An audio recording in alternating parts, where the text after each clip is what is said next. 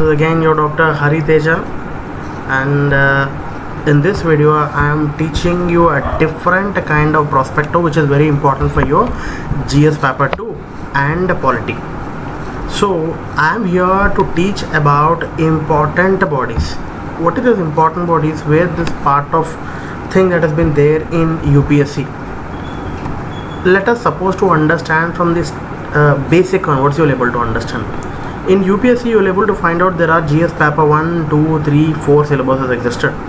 In GS paper 2, which talks mostly about the polity, governance, international relations and social justice, right? In that, bullet point number 7 and 8, which talks about appointment of various constitutional posts, their powers, appointment of constitutional posts. So there are the constitutional bodies are existed. For that constitutional bodies like UPSC, Election Commission, Finance Commission, the head of that constitutional body is nothing but the constitutional post. So their powers, functions, responsibilities of various constitutional bodies that we are going to discuss over here. So we need to understand first of all what are constitutional bodies and non-constitutional bodies. If it is a constitutional body, what makes them as a constitutional body? First thing. Second thing is, what are the roles that has to be played by a constitutional body? What are the roles that are not specified in the constitution? And in the same way, we have to look the statutory bodies also, the regulatory bodies also, and quasi-judicial bodies also. This is bullet point number 8, which was being given by the UPSC in their syllabus. You can able to check in UPSC syllabus also. Clear? Right? Right. So we need to understand the constitutional body. What is meant by constitutional body? What is meant by statutory body? What is meant by regulatory body? And various quasi-judicial body. Let us say simply what is meant by constitutional body. Constitutional body mean to say which is written in the constitution, which is nothing but a constitutional body. Any organization, any body that has been written in the constitution to serve the people of India are constitutional bodies. Statutory bodies mean to say that are not existed in the constitution but can be provided by parliament, by passing an act. You got my point?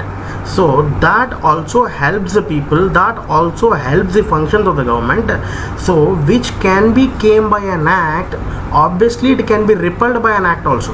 So it can able to put, parliament can able to put a body by passing an act, and parliament can scrap the organization also by scrapping the act. So if a body comes by parliament act, and if a body can be taken by a parliament also, you call it as a statutory body. You got to understand. Regulatory bodies mean to say you can able to find SEBI.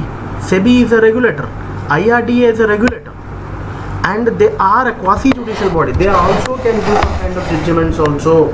Understood? So judicial means to say the courts, but these bodies can able to give judgments also. When they can able to give judgments in their own prescribed limit, you can call them as a quasi-judicial body. You understand the things? This is the syllabus that has been given in UPSC. So our object is to explain each and every constitutional body.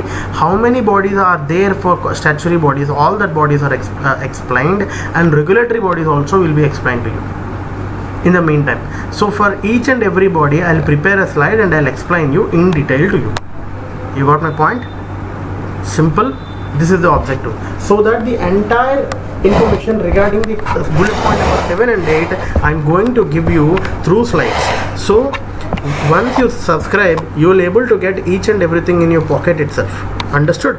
Coming to the next slide. So now today topic I already been communicated to you.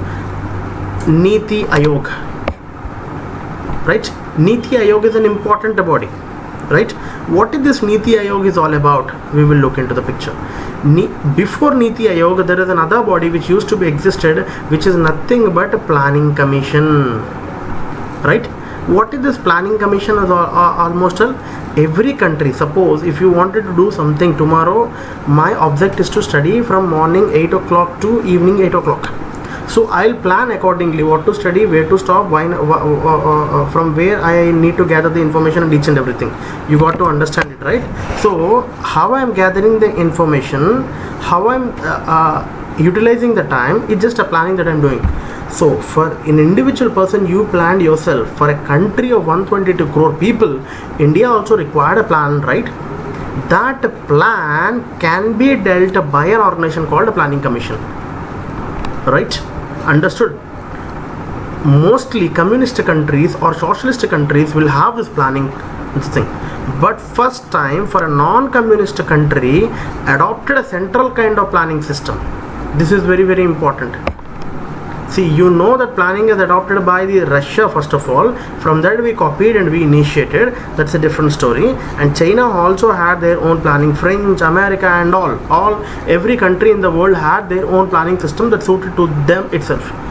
But most of the countries in the Second World War time or after the Second World War, most of the countries which initiated planning are socialist countries. You understand the point? So almost all communist countries, the first time in the world, a non-communist country which adopted a central planning, that is only in India. What is this planning commission is all about? Planning commission is a think tank,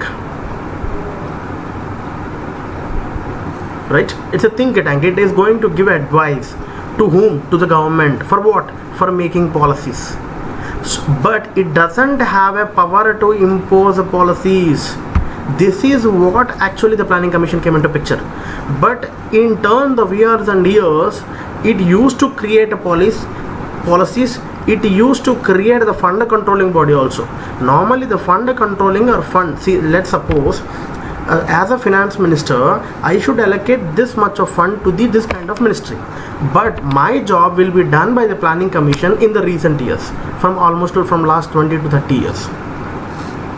So when my job is being done by another person who is not suited or not fitted for that community, then obviously it turns to be a problem, isn't it or not? So it is actually, when it came into purpose or when it came into existence, it is an advisory body which give advice to the government for making policies and no power to impose any kind of policy. It used to provide a platform of cooperative and competitive federalism. State to state or state central government, there should be a competitive federalism. For that it came into picture. But later it used to create policies and it turned to be fund controlling body. You got to understand? So when it turned to be fund controlling body, it creates so much of troubles. That is what you need to understand. So flaws and news, what it turned to be, funds are not diverting from the aspects. Let's suppose Congress party used to be existed in the center and they want the schemes that to be figured out from at the end of their tagline names. So they wanted to be allocate more funds to their schemes only. What are the previous schemes that is initiated by any other government previously, they will not allocate more. So funds will not be diverting from those aspects. You got to understand. And there are mostly underdeveloped states that used to be existed, including Northeast. They are also having same kind of trouble, right? So one shoe always does not fit for each and every person, right? My shoe does not fit for you and your shoe does not fit for me. So there are some set of problems which will be different from every person. So each and every problem can be solved, or you have to have a conscience of each and every problem and you need to solve. But this planning commission used to see each and every place as all states have been developed. But this does not fit to each and everyone, right? Next slide. Now due to all these conditions, the first problem that the planning commission had, it does not prepare policies, but what it turned to be, it used to prepare policies. It does not create, it just need to give an advisory, but it create policies that it used to implement it. And third thing is, it turned to be a fund controlling body. Fourth thing is, it used to be the funds are not diverting from the scenario. Now this way the planning commission used to create some kind of a problem. Now that is the reason the planning commission was being scrapped and created a new body which is nothing but NITI Aayog. NITI Aayog is an advisory body. It is directional and strategic inputs. How to do, what to do, each and everything, that policies only it can be done. Seeks to put an end to slow and tardy implementations of the policies. There are some kind of problems that existed before with the planning commission.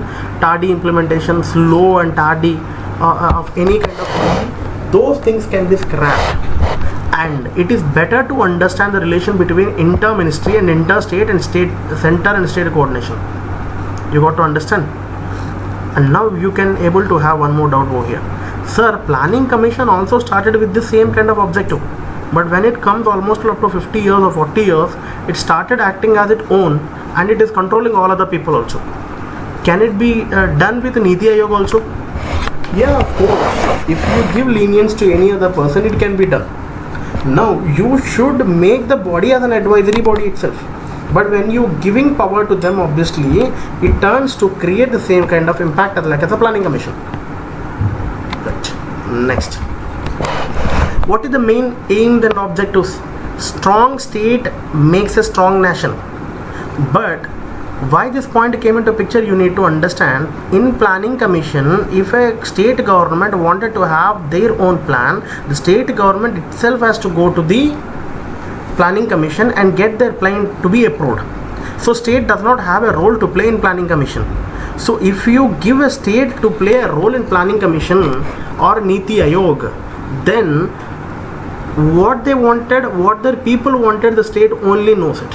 When state knows, when state things have been done according by the Planning Commission or NITI Aayog, it will be done. So the state point or strong state idea was being missed by the Planning Commission. Now strong state makes a strong nation was being taken by the NITI Aayog. And normally in India, from the first onwards, we used to have an approach called top to bottom approach. We never gone for bottom to top approach. Gandhi used to say, Nehru implemented top to bottom approach, which you can able to see what are the kinds of action that has been initiated. That's a different story altogether. That top to bottom approach can be called by another name called trickle down theory. You understand my point, right? So that's a different story altogether. We will connect this topic to other topic, then you will able to understand all in once. I'm just explaining the body, why this body came into picture, what are the problem that the body had. So this class is exclusively for the bodies itself. Clear?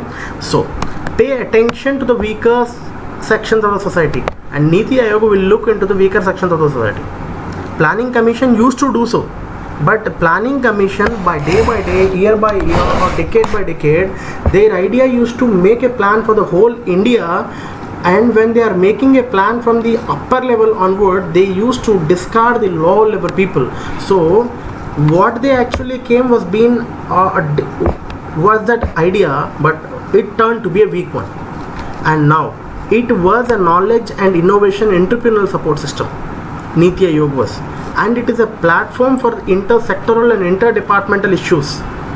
And it used to create, monitor and evaluate the implementations of the program. This is the kind of objectives of NITI Aayog which came into picture. Next, what is the composition of NITI Aayog, sir? It's as simple as that. NITI Aayog will have a chairperson who is nothing but the Prime Minister, right? And it will have a governing council which consists of Chief Minister plus Administrator of Union Territories.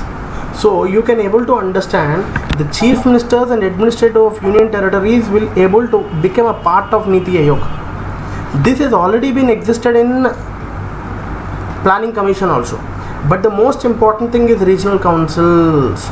In regional council, the CM will have their own setup in their own state, which talks about the problems of the people or what the people needs, and those things will be dedicatedly to the NITI Aayog, and then they will have to do.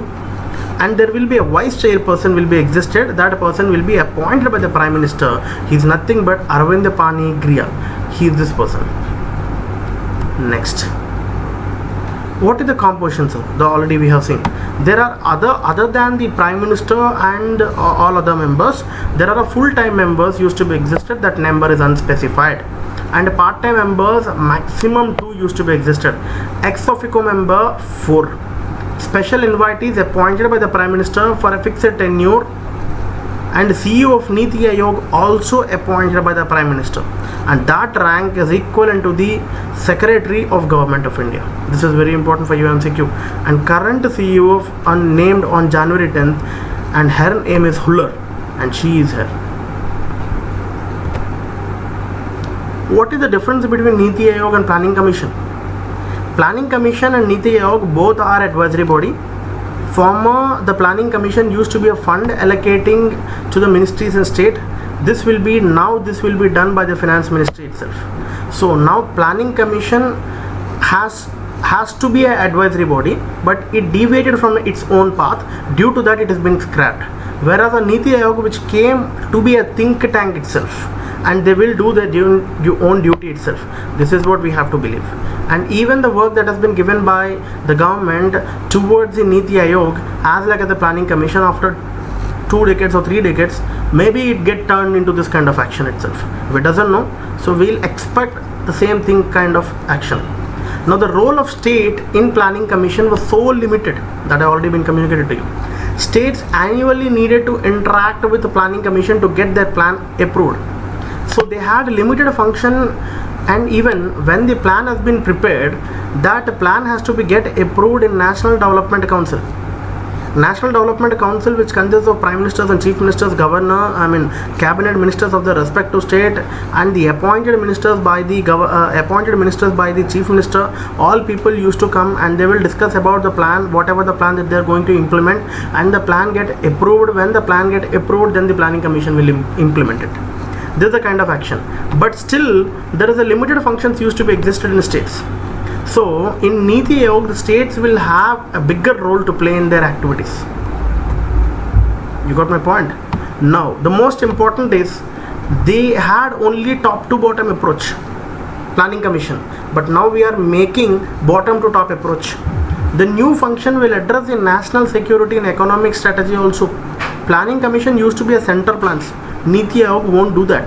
NITI Aayog will take the plans from the state and they will convert themselves into a national plan, and they will try to integrate it. Right? Understood the topic?